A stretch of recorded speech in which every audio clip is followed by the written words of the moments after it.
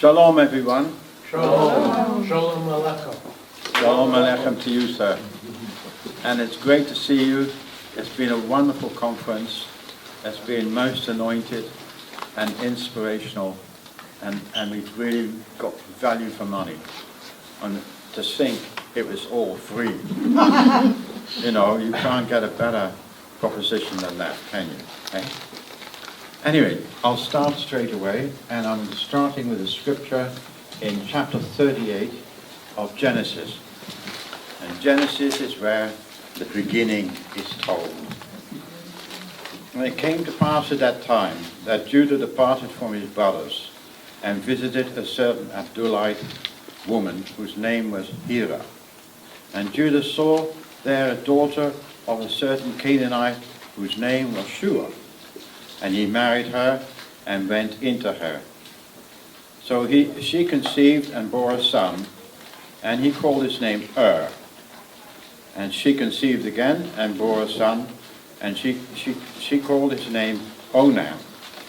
And she conceived yet again and bore a son, and called his name Shelah, or Shelah. And he was at Chazib when she bore him. Then Judah took a wife for his firstborn, and her name was Tamar. But Judah's firstborn, was wicked in the sight of Jehovah, and Jehovah killed him. And Judah said to Onan, "Go into your brother's wife, and marry her, and raise up an heir to your brother." But Onan knew that the heir would not be his. And it came to pass that when he went into his brother's wife, that he emitted on the ground, lest he should give her an heir to his brother. And the thing which he did displeased Jehovah, and therefore he killed him also.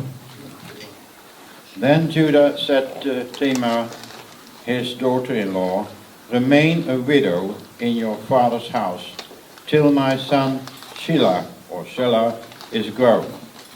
For he said, lest he also die like his brothers.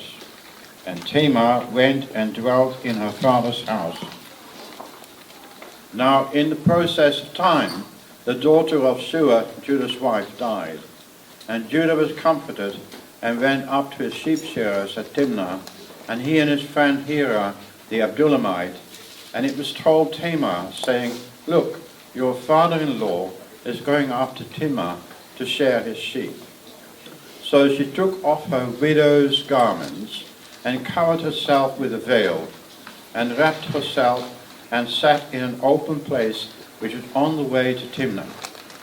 For she saw that Shelah was grown, and she was not given to him as a wife. When Judah saw her, he thought she was a harlot, because she had covered her face. And then he turned to her by the way, and said, "Please let me come in to you," for he did not know that she was his daughter-in-law.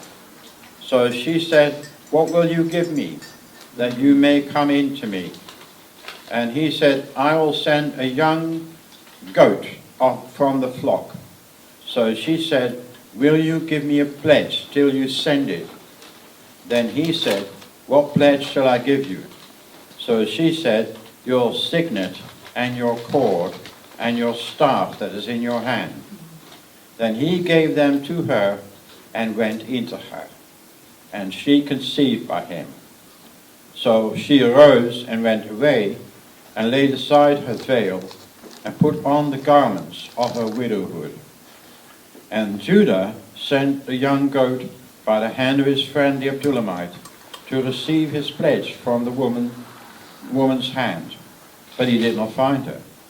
And then he asked the men of that place, saying, "Where is the harlot?" And they all said, "Well, there was no harlot there. We don't know of any harlot there." So he returned to Judah and said, "I cannot find her." And also the men of the place said, "There was no harlot in this place." Then Judah said, "Let her take them for herself, lest we be shamed. For I sent this young goat, and you have not found her. It came to pass about 3 months after that Judah was told, saying, Tamar, your daughter-in-law, has played the harlot. Furthermore, she is with child by harlotry. So Judah said, bring her out and let her be burned. When she was brought out, she sent to her father-in-law, saying, by the men to whom these belong, I am with child.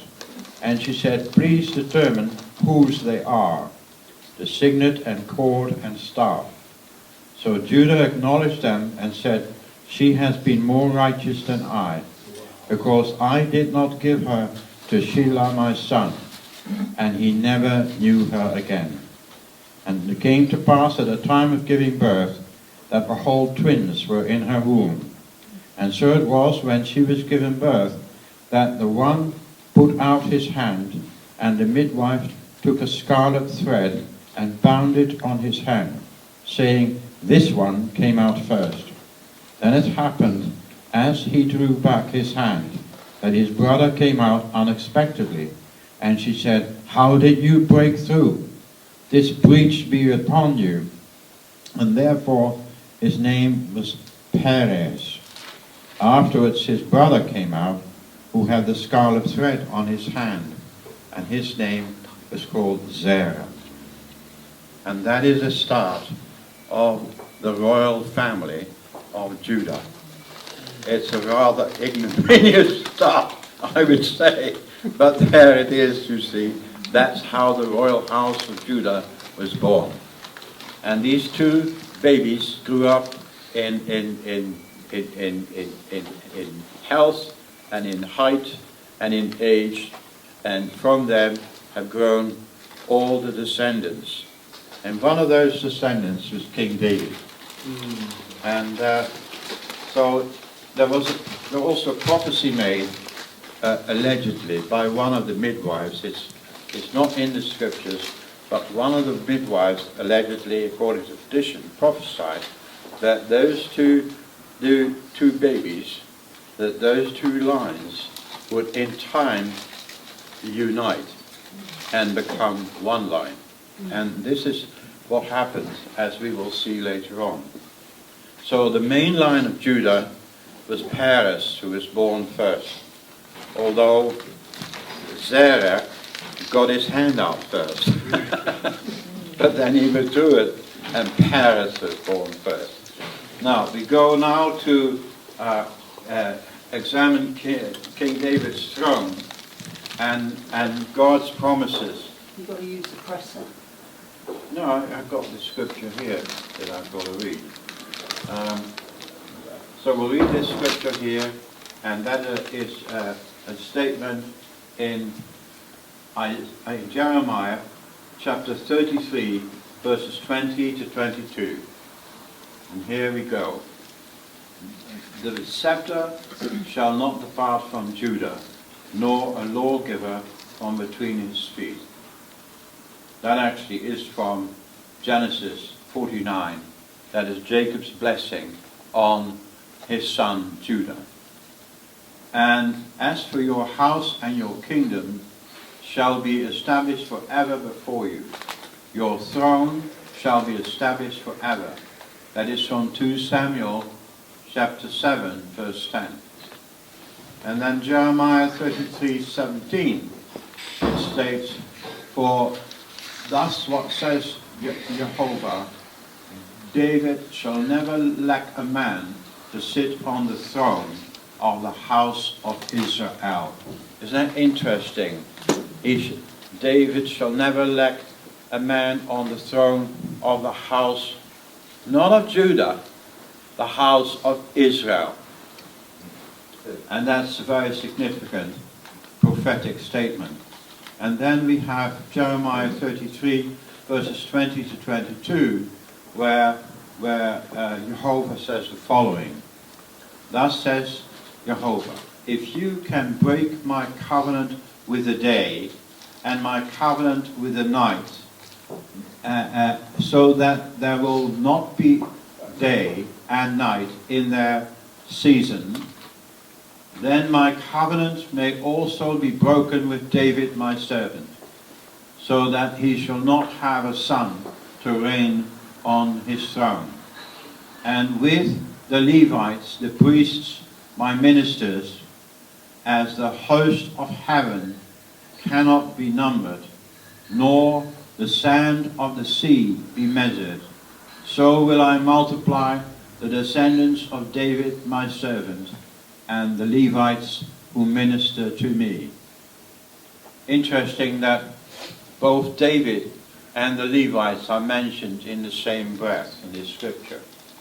Jehovah calls in the above witnesses, like the day and the night, and the host of heaven, witnesses from nature itself, to establish, underline, and confirm his covenant with King David of Israel. You did it, gone too fast. You got the pressure. Yeah, I can't use this thing. I am still Do you want me to do it for you? learning. Sit here. Last reigning king of Judah. Do you want me to do that for you? Yeah, you do that for me. Okay. So the last reigning king of Judah, you're not sitting in front of me. The last reigning king of Judah, it's recorded in Jeremiah chapter 39. But the Chaldean army pursued them. This is when King Nebuchadnezzar invades the land of Judah. By this time, Israel has already been taken into captivity to Assyria. And so is the invasion from Babylon. And the Chaldean army pursued them and overtook Zedekiah. He was the last king of Judah. And he overtook him in the plain of Jericho, where they had captured him, and they brought him up before Nebuchadnezzar, the king of Babylon, to Riblah, in the land of Hamath, where he pronounced judgment on him. And there the king of Babylon killed the sons of Zedekiah before his eyes in Riblah. And the king of Babylon also killed all the nobles of Judah. Moreover, he put out Zedekiah's eyes and bound him with bronze fetters to carry him off to Babylon. So, you know, he lost all his sons. They were all murdered before him. And then he was taken prisoner, having his eyes put out, and he died in a prison cell in Babylon. So that was the end of the line, really, for the house of David, by all accounts, because that was the last ruling king of Judah, and this is how he came to an end. And as far as the Babylonians were concerned, they dealt with the house of Judah permanently, right? They had already killed all the nobles, they already killed all the royal children, and they killed all the children of this last king. So they thought that they had dealt with Judah permanently, forever. And as far as the world's concerned, that was the end of the line of David, the end of the royal line of Judah. But there are some very wonderful surprises coming about, and they happen in they're talked about in the book of Ezekiel, and there it says, "Remove the turban and take off the crown. Nothing shall remain the same. Exalt the humble and humble the exalted. Overthrown, it shall be no longer until he comes whose right it is, and I will give it to him." Yeah. Now Jeremiah flees, and next what you see, Jeremiah flees with the daughters of Zedekiah. He flees to Tahpanhes in Egypt, and that's in Jeremiah 46 verses 6 and 8. Men, women, children, the king's daughters, and every person whom Nebuzaradan, the captain of the guard, had left with Gedaliah, the sons of Ahikam, the sons of Shaphan, and Jeremiah, and Baruch, the son of Neriah. And verse 8, and then the word of Jehovah came to Jeremiah in Tapanhes. So Jeremiah is permitted, he's given safe conduct by the Babylonian officers, and he is permitted to flee to Egypt. And he flees to a summer palace of the Pharaoh of Egypt, which is in the Goshen Nile Delta, not far from the sea. And so that is just a wonderful surprise. Now, of course, nations in Babylon and Assyria and most nations in the world don't recognize female succession. So what's Jeremiah doing, fleeing with the daughters of Zedekiah to Egypt?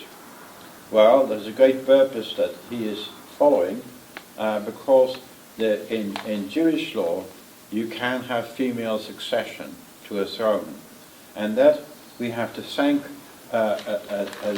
two daughters of Zelophehad, who lost their inheritance because their father died, and there was two daughters who inherited the title to their father's land, tribal land, and so they didn't think that was just, and they approached Moses, and Moses approached Jehovah and asked Jehovah to rule on the matter, because there was no ruling on it. And Jehovah said, the daughters of Zelophehad are correct. They should have a right to their father's inheritance. And since that ruling was made and written down by Moses, as per instructions, that rule applies to the house of Judah thereafter. So Jeremiah then travels from there. He travels to Spain. And I've got some pictures here which you can't see because I think they're too small, but I got some pictures of the castle of Tapanhes. The ruins in 1800 were still very much intact. Actually, I've got a picture here that shows a castle which seems to be almost intact still, and it's in local Arab folklore, it was called the house of the Jewish princesses. The house of the Jewish princesses. And it even shows you a map there of how Jeremiah traveled from where he was. Apparently this castle is very close. Do you want me to make that full screen? Yeah. The castle is very close to a place called Sukkot, which was the first stopping point for the children of Israel when they left Egypt.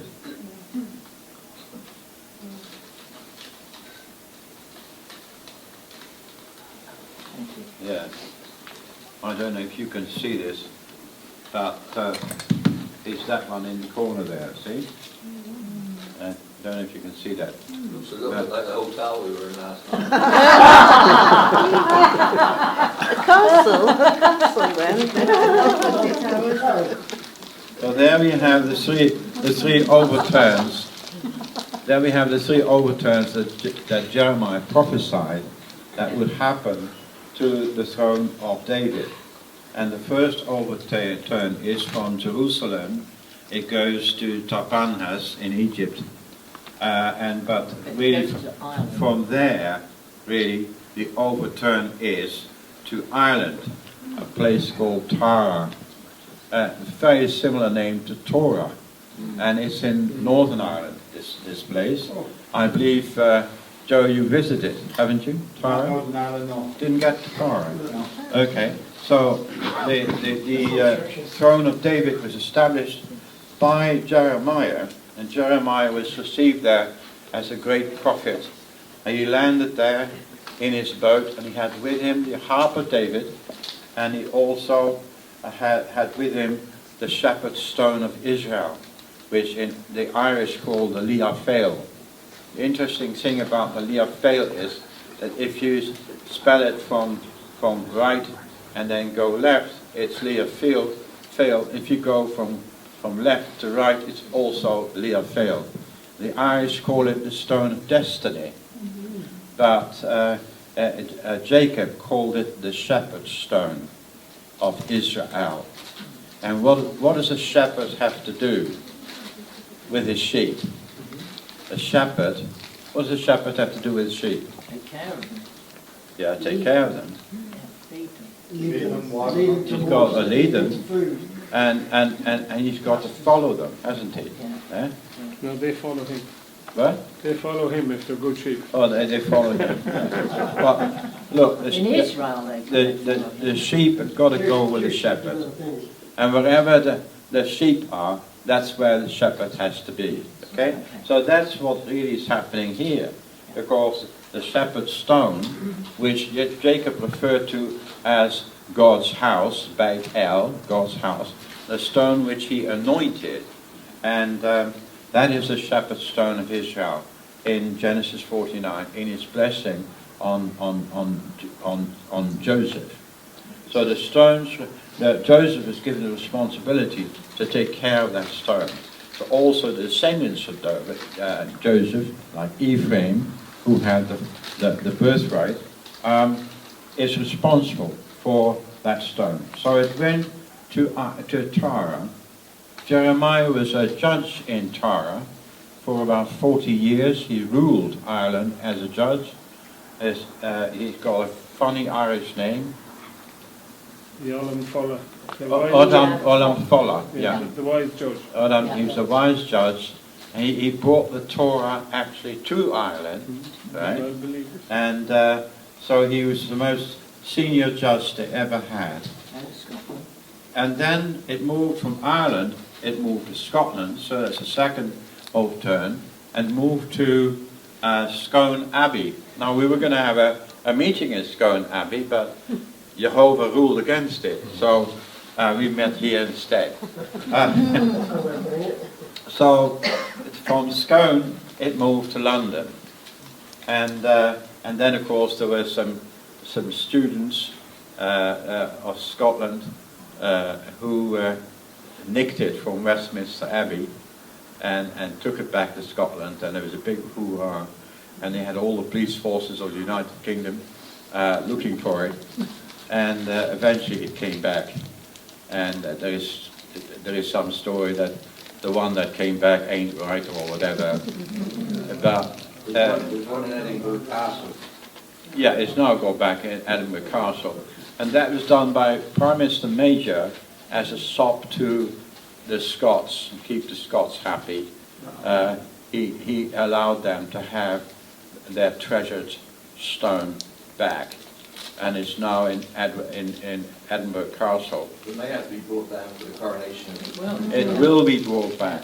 In fact, the condition upon lending it back to Scotland was that on condition any coronation, it must come back for the coronation. Okay? There we have the harp of David. And next slide. There we have the coronation chair. Now, with Jacob's pillar stone underneath the coronation chair, it was prophesied that Jacob's pillar stone would be overturned 3 times before returning back to the land of Israel. Jacob's pillar stone moved from the kingdom of Judah to Ireland in Tara, and from there it was overturned and went to Scotland in Scone, and from there it was overturned again and came to England, London. For in the future the stone will be returned to Jerusalem, ready for Messiah's coronation. Right? And that'll be King David being crowned again. Now Elizabeth II was the temporary custodian of the throne of David, as a lineal descendant of King David. The Queen of Great Britain held the crown by divine stewardship She was merely the present day, well, she is dead now, but she was the custodian of God's promise to King David. It has now passed on to King Charles, both the scepter and the crown, until he comes whose right it is. That is Shiloh, whose right it is. Now, here we have the tree, the royal family tree, descent from the royal house of Zerah and the royal house of Phares. And you see these royal houses join at a certain point here, and with the kings of Ireland, and then it joins again through the German branch of the House of David. It joins again just before the Victorian era, and so we have the two baby sons of Tamar joined, first here and then there, and now they're both joined in the royal line for the House of Windsor. Okay. Yeah. There we have the new royal coat of arms of Prince Charles. And you have there on the left-hand side the line, the crowned line, which is the line of Judah. And then on the right-hand side we have the unicorn of Israel. And notice that whereas Judah is freestanding, the Israel is chained down to the ground with this golden chain. So Judah is permitted to return to the land, but Israel is still bound and chained. Soon to be released, by the way. In fact, it is since 2010. It's since 2010 that the curse on the house of Israel has been removed, and that Israel has been permitted, according to the time allotted that had expired in 2010, Ephraim is allowed to go back to the land. 2,730-year curse? Yeah, that's the one. So we've got here Dieu droit, which means The French flag. God and the birthright. And then we see the other motto, Honi soit qui mal y pense, which means cursed is he who curses you. And then we have at the top we have a line with a crown standing en passant, that is sideways, on top of a crown, and that is a symbol of the line of David. That's a symbol of the royal line of King David.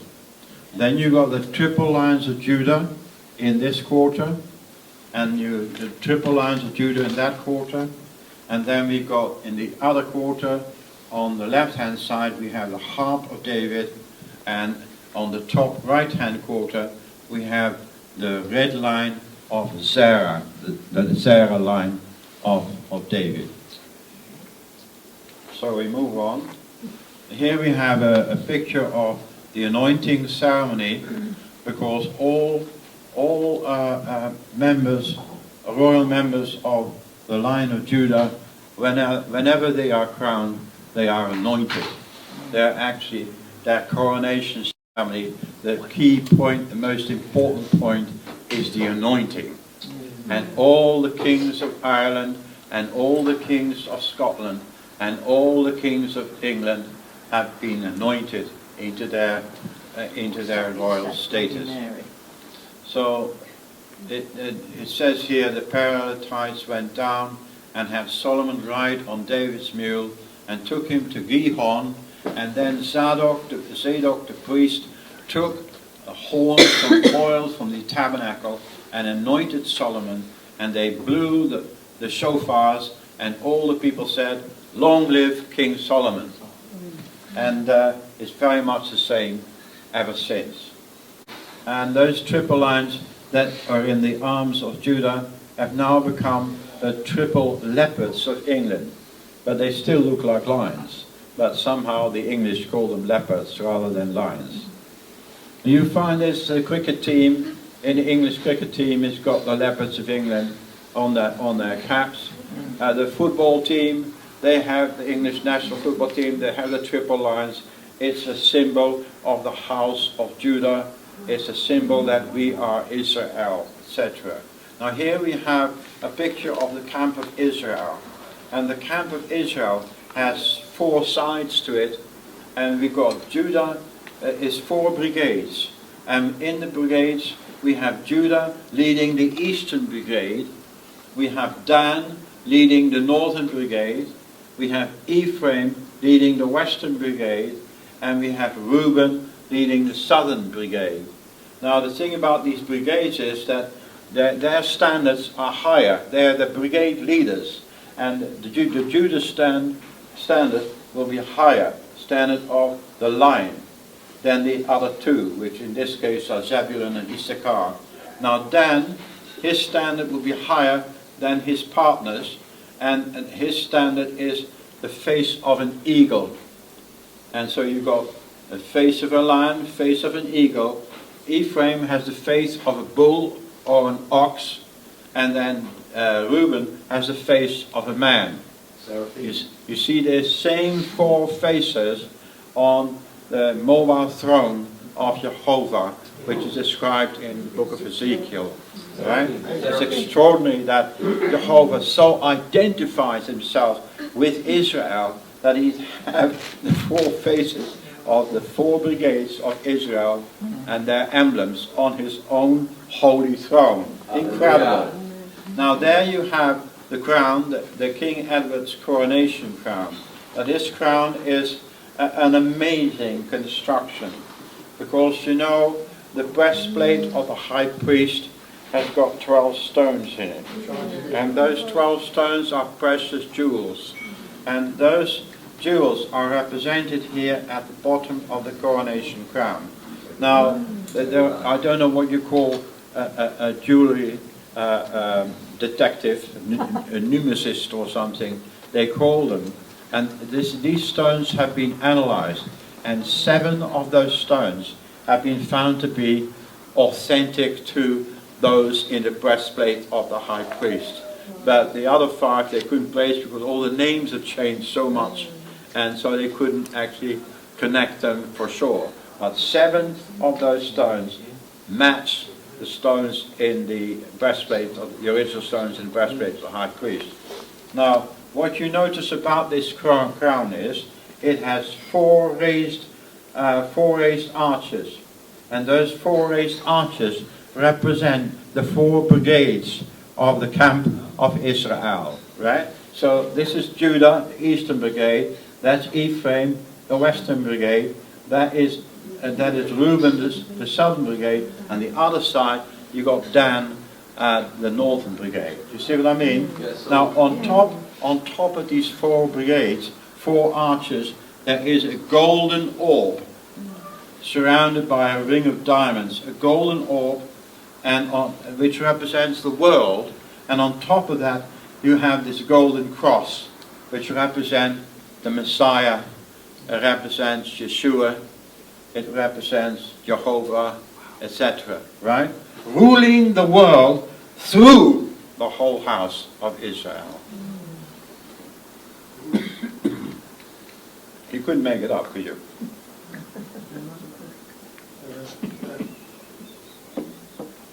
Next one. Here you have the breastplate of the high priest. Now we have this symbol of the portcullis is a symbol of the House of Lords in Westminster Palace in London. And this symbol is the same, but it's different colour. Lords is in gold, and this is in just metal. That's the symbol of the House of Commons. And there you have the breastplate of the high priest. Okay. Now here, what happens now with this coronation crown is kept in a jewel room in the Tower of London. And then it's taken before the night of the coronation. That'll be the 5th of March this year. It'll be taken from the... May. It's a May. Yes. Yeah, I'm sorry, it's my mistake. Yeah, 5th of May.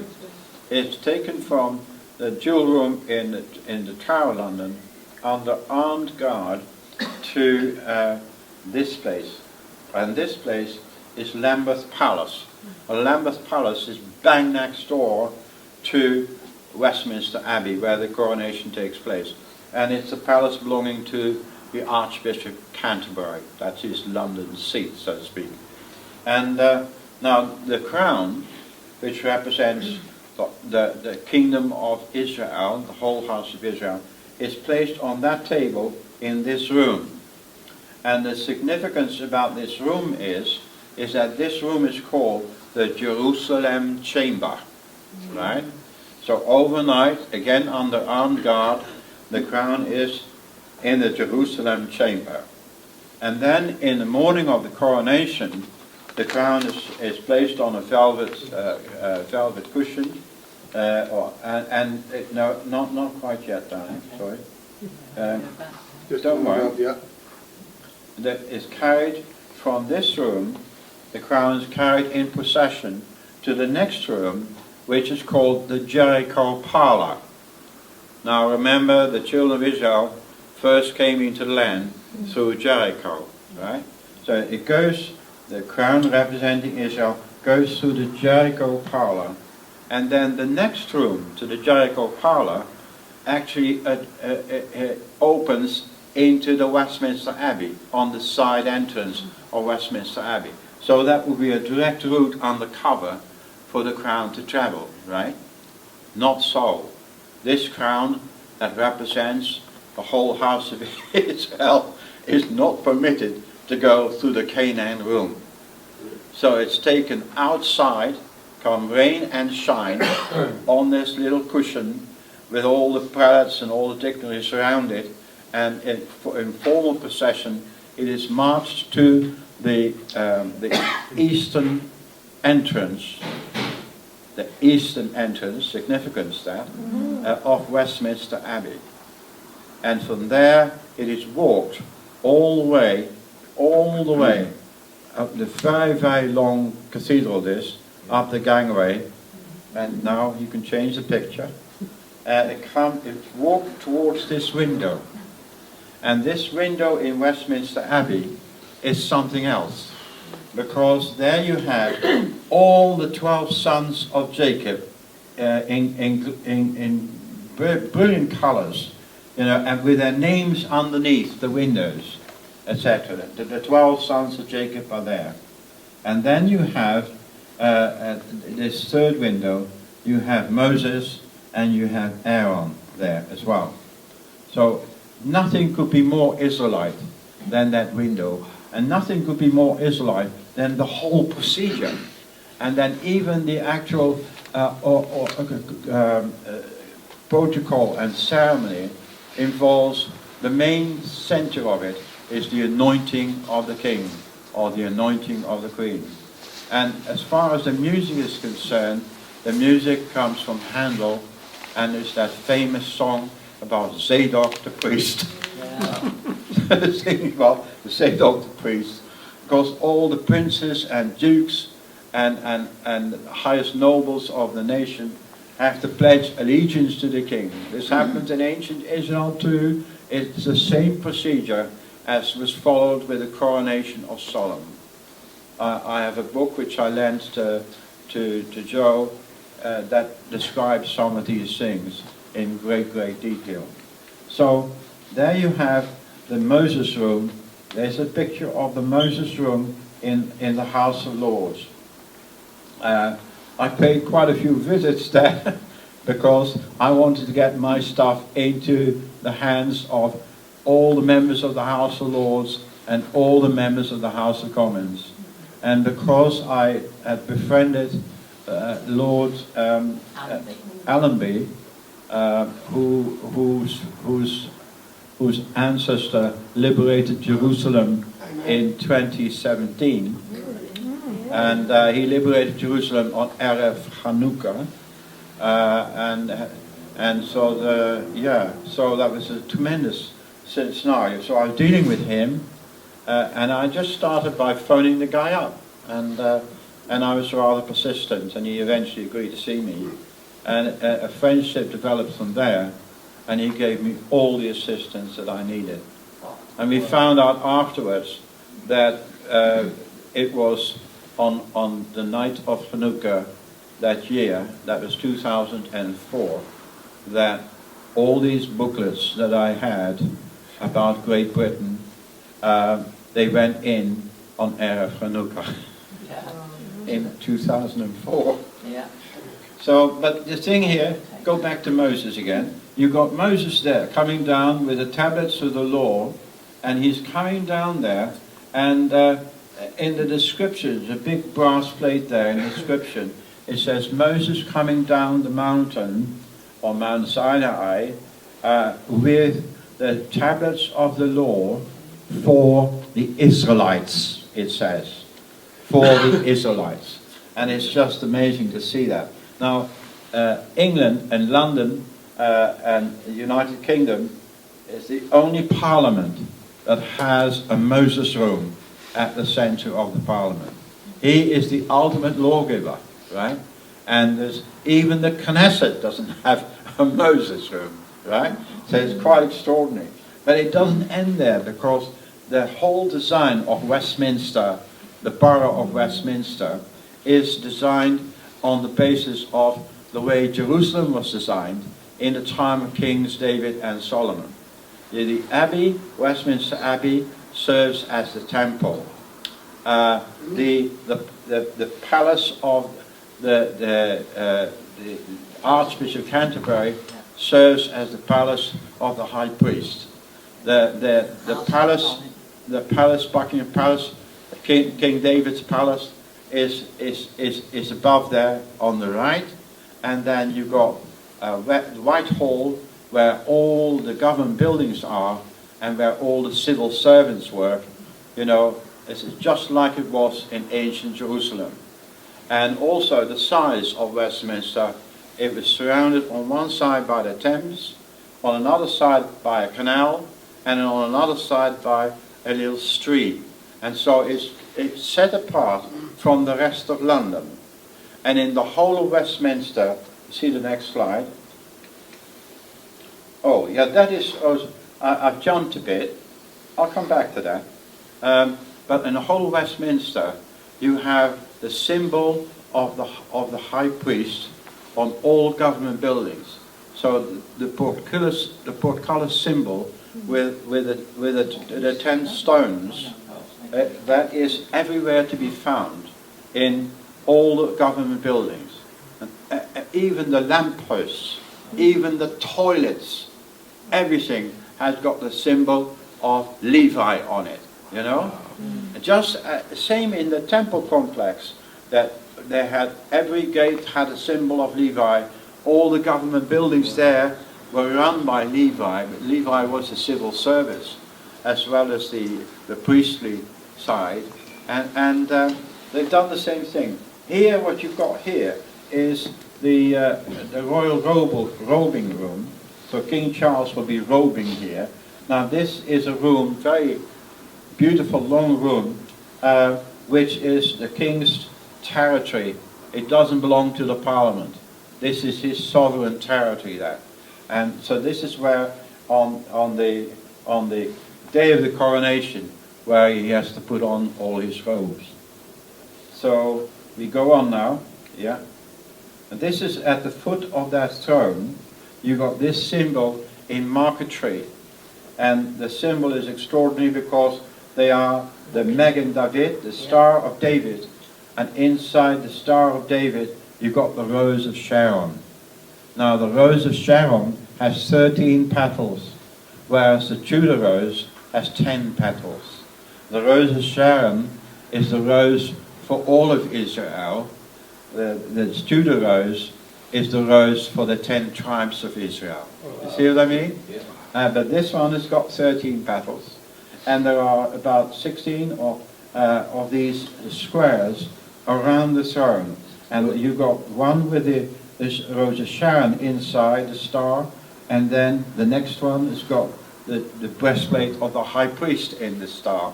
And so they are alternating all the way around this throne, which makes this a very special room. Then you go, next one please.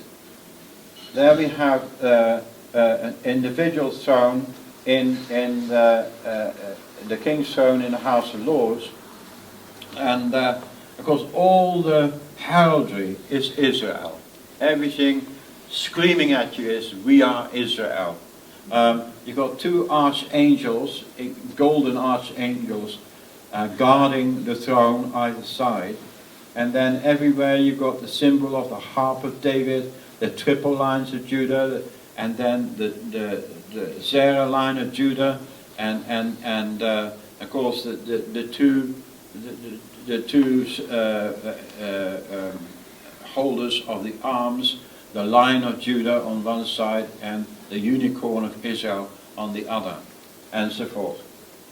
Next one.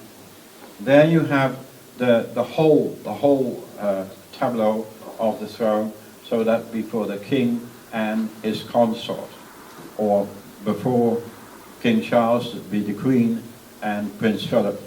So there's two thrones there, and yeah, so that looks pretty spectacular when you see it in real life. Next one. Now here is these are the arms of Westminster, and you see they're dominated at the top by the breastplate of the high priest. People who don't understand what it is, they call it a portcullis. But a portcullis. Portcullis.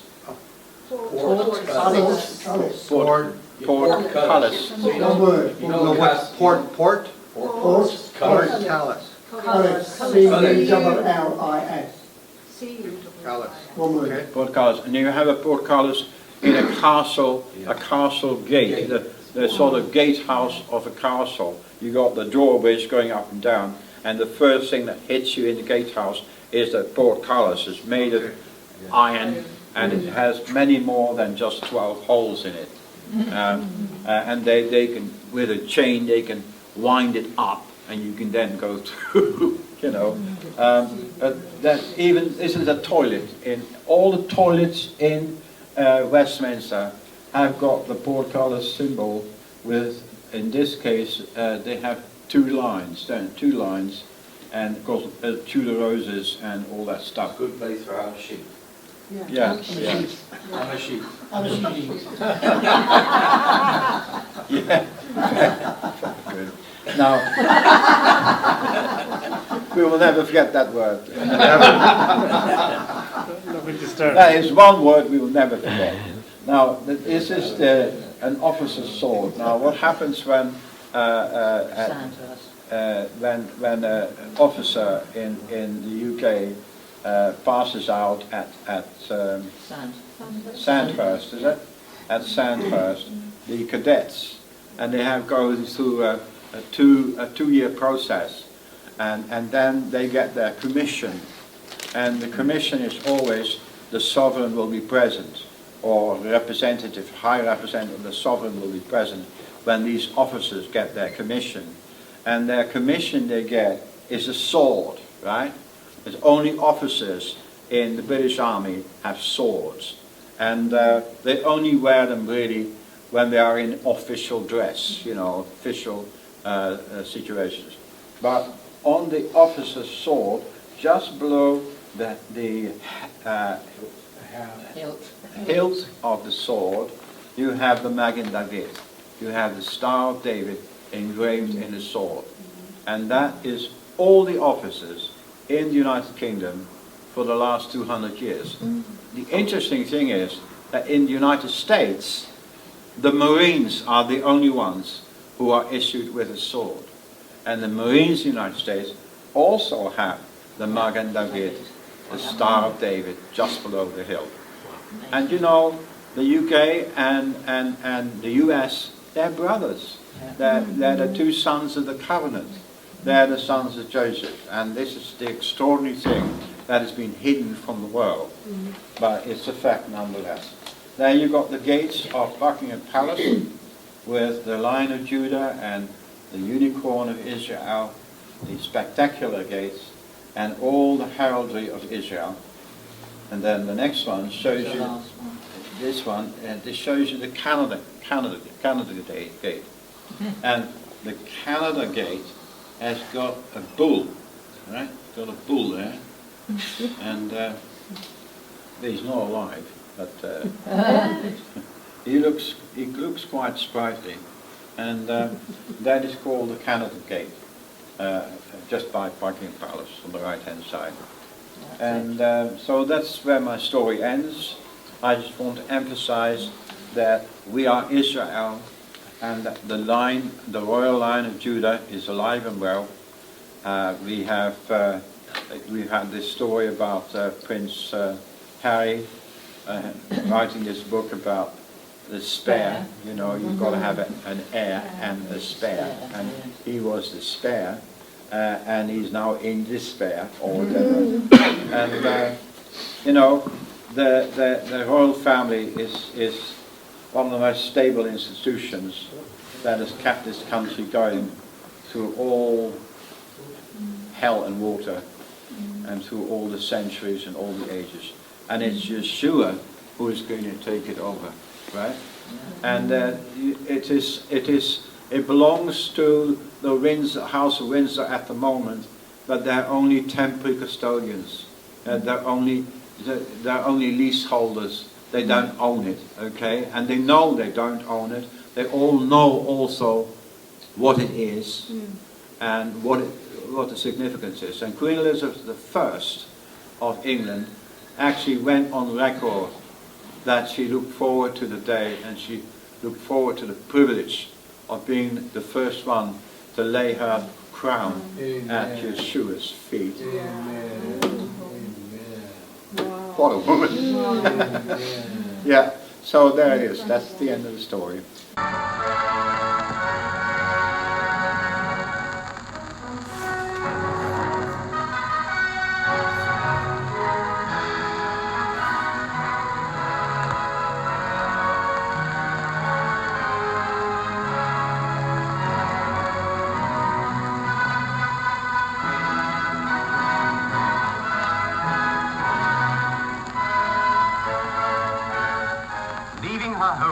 On what must surely be the greatest day of her life, Queen Elizabeth drives to her coronation.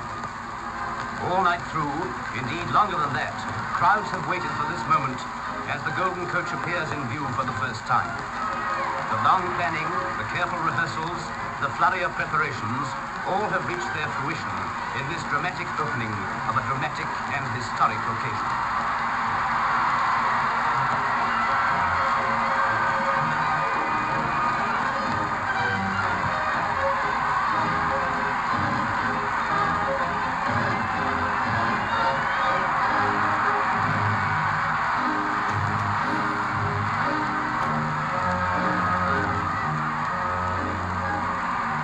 Imagine, if you can, our young Queen's feelings, as with her husband beside her, she is slowly borne towards the hours-long ceremony of pomp, circumstance and dedication, consecrating her as Queen of all the nations and all the races over which she holds sovereignty.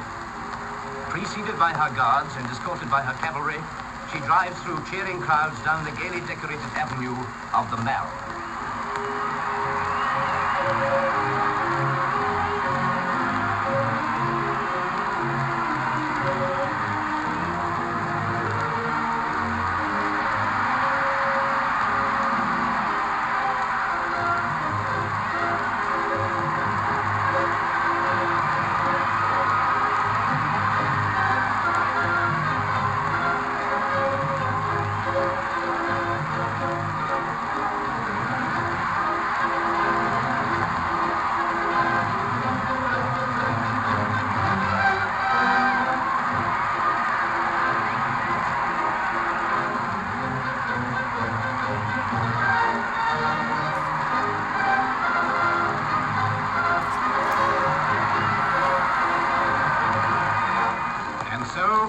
Past Admiralty Arch and through Trafalgar Square, perhaps the focal point of London's affectionate homage to its Queen. The great procession passed this spot 3 times, and those of the crowd who didn't get a good view now had 2 more chances later on.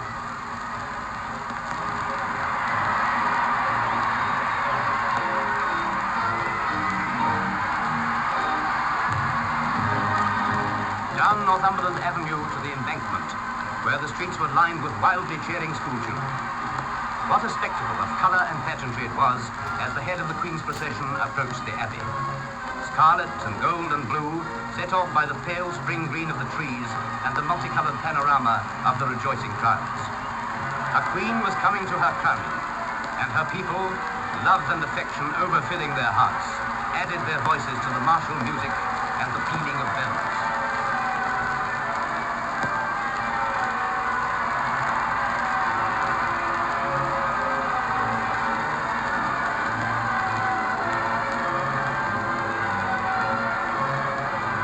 On the steps of the specially built annex, the Earl Marshal of England stands ready to receive his sovereign.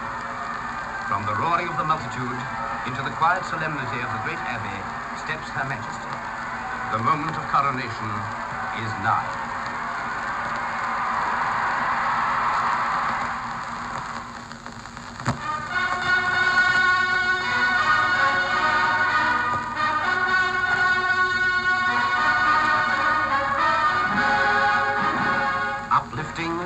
Inspiring strains of music and a vast and varied congregation of guests await the Queen as she passes up the nave of the great cathedral, and the cry, "Vivat," rings out from the scholars of Westminster School.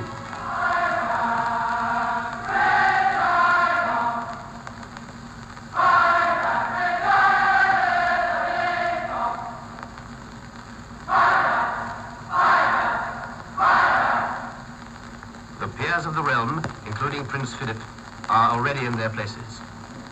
The Queen moves past them on her way to the chair of his state, which she is to occupy for the early part of the ceremony.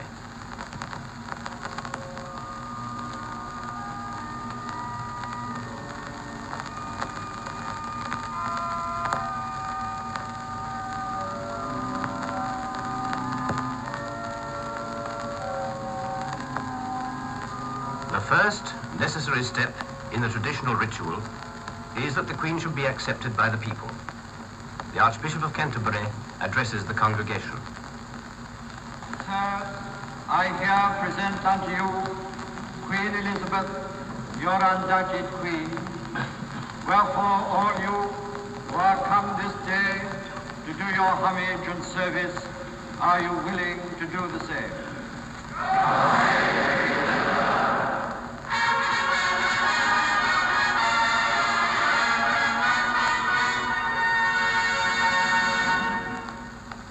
The people have recognized their sovereign, and now the Archbishop administers the coronation oath. Madam, is your Majesty willing to take the oath? I am willing. Will you solemnly promise and swear to govern the peoples of the United Kingdom of Great Britain and Northern Ireland, Canada, Australia, New Zealand, the Union of South Africa, Pakistan, and Ceylon, and of your possessions and the other territories to any of them belonging or pertaining, according to their respective laws and customs? I solemnly promise so to do. The promise is sealed at a faldstool before the altar. The Queen kisses the book and signs the form of oath.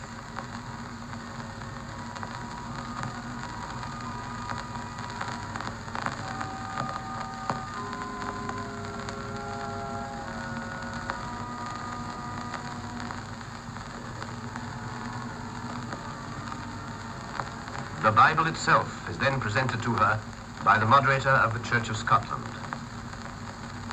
Here is wisdom, this is the royal law, these are the lively oracles of God. The Queen's crimson robe is removed.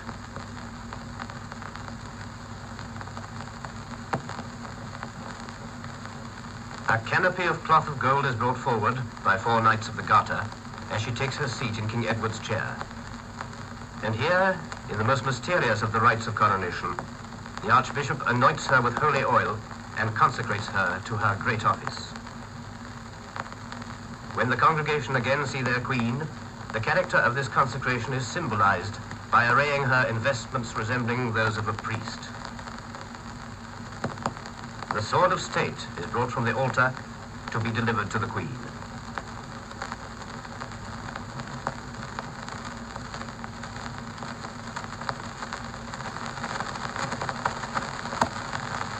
Presently she rises and carries it back to the altar in token of submission of her authority to God.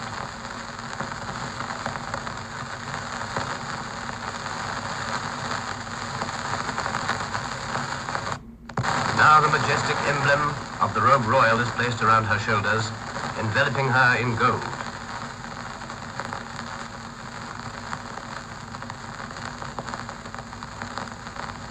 She receives the orb, symbol of the dominion of the cross over the world, and the two scepters, one with the cross, the other with the dove.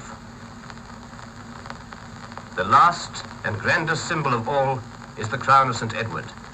It is blessed by the Archbishop at the altar.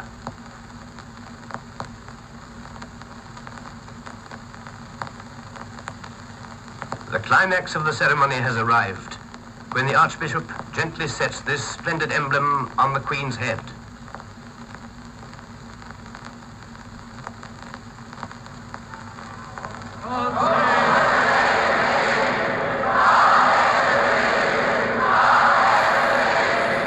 And the trumpets sound.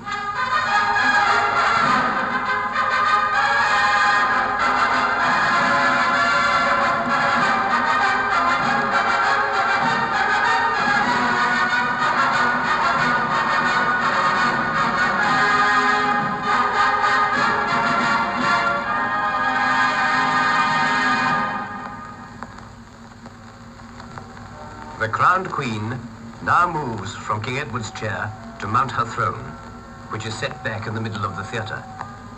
Having made her promises to her people, it is the turn of her people to make their promises of allegiance to her. First, the Archbishop pays his homage. Among the lay lords, the first to declare himself is her own husband, Philip, Duke of Edinburgh. Rising, he kisses the Queen's cheek and touches the Queen's crown in token of his readiness to help her bear its burden. After him comes the Queen's uncle, the Duke of Gloucester. Homage is likewise paid by the senior peer in each degree, swearing faith and truth to bear unto the Queen, to live and die against all manner of folks. The whole ceremony has been enacted within the framework of a communion service. And now, the Queen leaves her throne to take the sacrament. This is not to be photographed, but in humility and piety, she draws near to the altar to receive it in company with her husband at the hands of the Archbishop.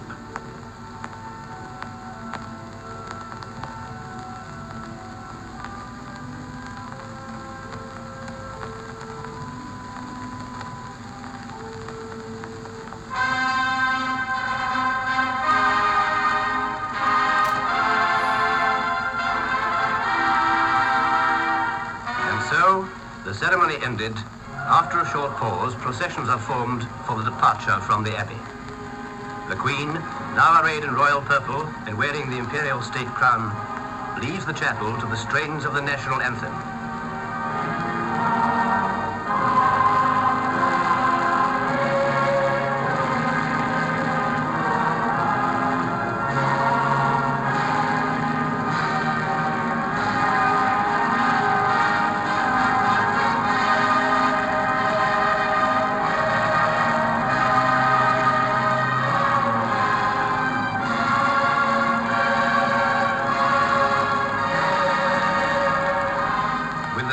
In her right hand, and in her left hand the orb, Queen Elizabeth II passes from the abbey, consecrated and dedicated to her life work by the solemn and hallowed ritual of coronation.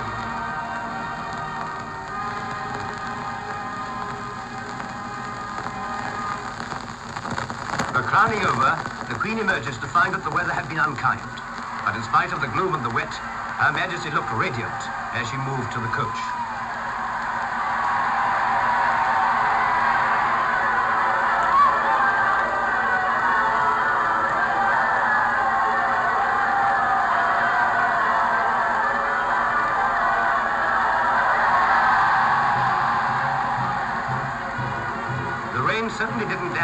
enthusiasm of the crowds as they watched the procession. Men from all corners of the Commonwealth, men of all races and creeds, marching in honor of their queen.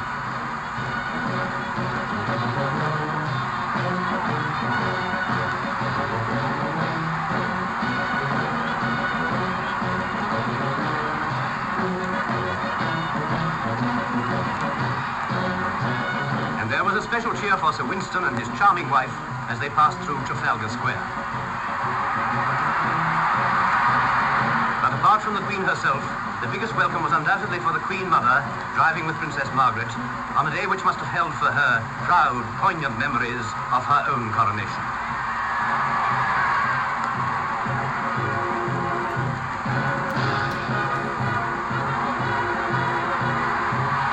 Prince Charles and Princess Anne watched enthralled as the troops swung down the Mall around the Victoria Memorial. What a gay, colourful pageant.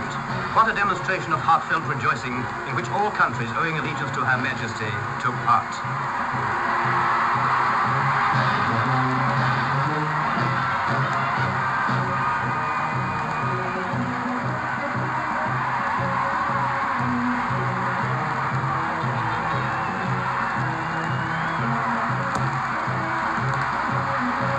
From Canada, the Mounties, brilliant in their scarlet tunics, capturing the imagination of young and old alike.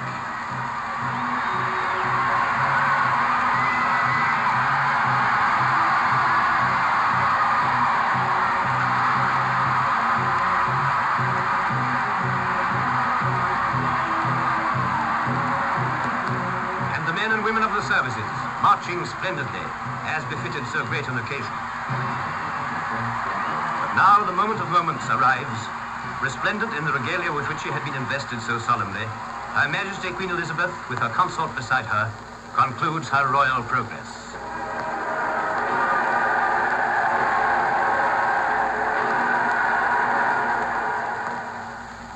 As this day draws to its close, I know that my abiding memory of it will be not only the solemnity and beauty of the ceremony, but the inspiration of your loyalty and affection. I thank you all from a full heart. God bless you all.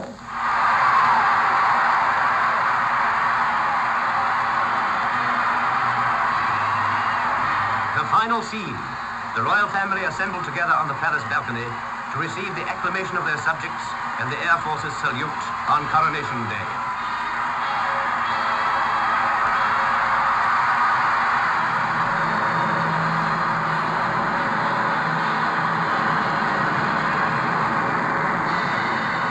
And so, this day of days most memorable comes to an end.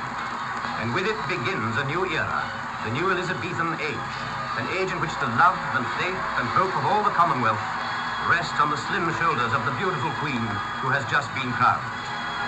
Long may she reign.